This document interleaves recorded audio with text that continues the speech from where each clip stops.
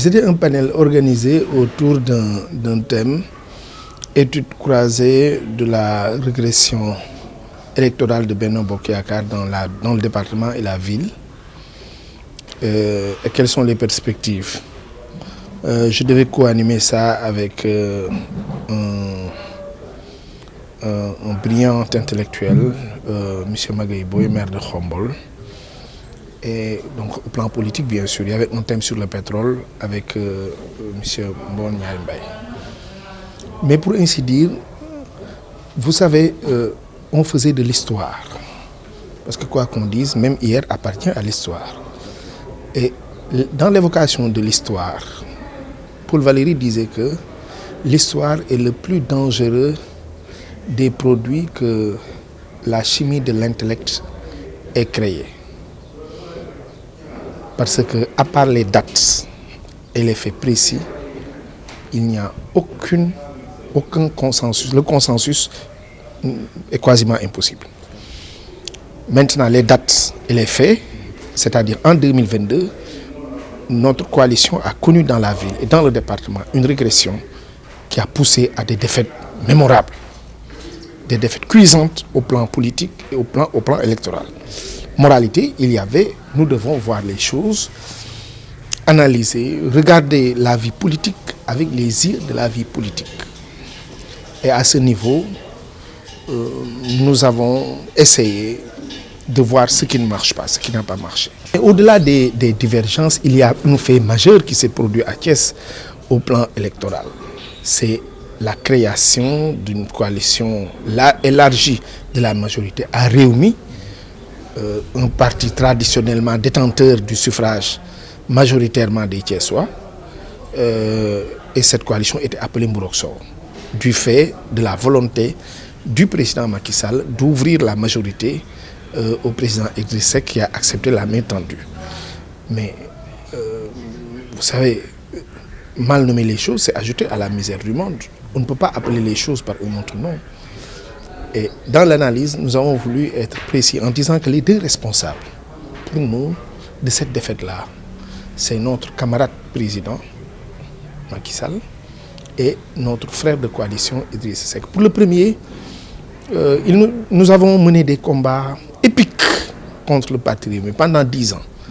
Et nous avons su relever le score de la majorité de 7% à 41% en 10 ans. Et un bon jour, il y a une donne politique, le président décide de s'allier avec Idriss Seck. Nous avons tous applaudi dès demain, parce que nous estimons que voilà quoi, c'était de manière additionnelle une victoire assurée. Oui, je m'en suis donné vraiment avec beaucoup de volonté.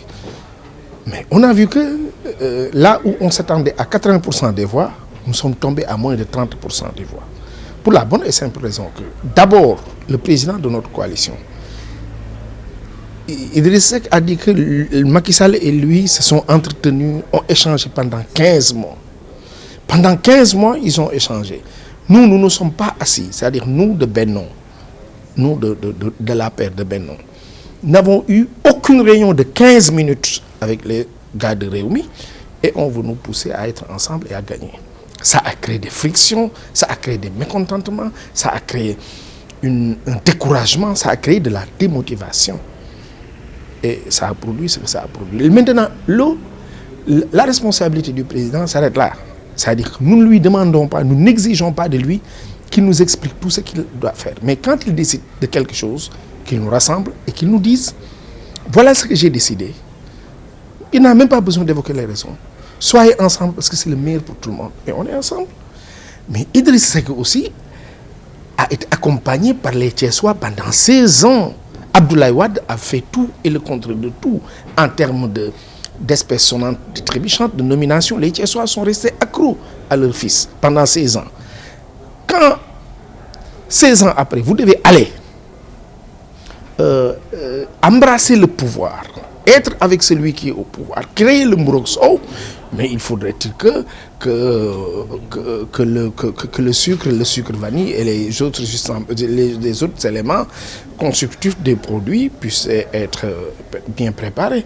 Donc lui aussi, de son côté, les gens n'ont pas compris. Et il n'a pris... Vous savez, moi, je suis à l'aise de le dire, parce que Idriss, c'est un frère à moi. C'est un grand frère, c'est un vrai grand frère. Mais je dis qu'à ce niveau, il n'a parlé à personne. Je veux dire qu'Idriss a pris sa décision.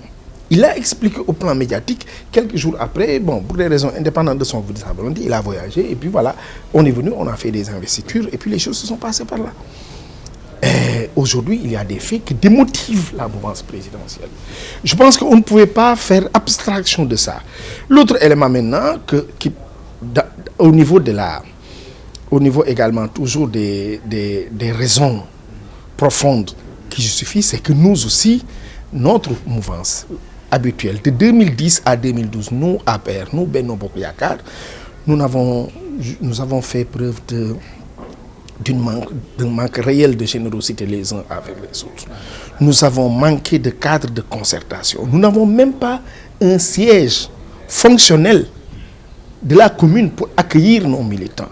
Nous n'avons pas donné ce qui semble être, parce que je le dis très souvent, la fonction la plus noble en politique dans un parti, c'est la fonction de militant. Le militant de base dans Benno est resté à lui-même. Laissé à lui-même, il ne se sentait pas. Il a cru qu'à un certain moment, il y a une élite qui est là, qui gère les postes, qui gère les avoirs, qui gère la relation avec le président et qui les ignore royalement. Donc tout ceci a fait que maintenant, ça c'est notre responsabilité, nous, pour ce qui s'est passé. Les jeunes n'ont pas été motivés, les femmes n'ont pas été encadrées et promues. Moralité, ça a produit ce que ça a produit. En tout cas, voilà les raisons qui nous paraissent fondamentales. Maintenant, nous avons dit au public, nous avons dit aux jeunes, nous ne fuyons pas le débat, nous ne ferons pas dans le conspiratisme. Nous disons, voilà ce qui se passe. Mais cependant, nous vous appelons tous, chacun et chacune en ce qui les concerne, à se mobiliser pour sauver la République. Parce qu'aujourd'hui, il ne s'agit plus d'un combat purement politique, il s'agit de sauver la République. Parce qu'il y a en face de nous des fossoyeurs de la République, des aventuriers qui veulent mener le Sénégal en bateau. Et je pense que cette responsabilité-là est une responsabilité totale et engagée. C'est pourquoi nous remercions, nous encourageons, nous félicitons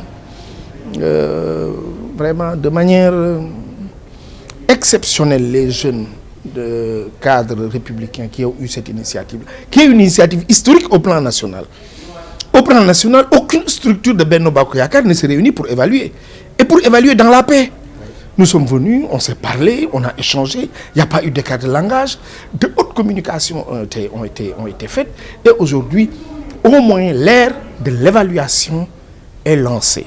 Maintenant, on va évaluer très rapidement, se retrouver, mais avec une conviction que Macky Sall est notre leader, que Benno Bokk Yakaar est notre famille politique, que la conservation du pouvoir par des moyens démocratiques et de manière institutionnellement adaptée, nous sommes prêts à mener le combat.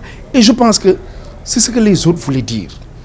Les jeunes, il fallait éviter de leur venir leur dire non, il n'y a rien. Non, il y a quelque chose qui s'est passé. Et nos deux responsables emportent la responsabilité.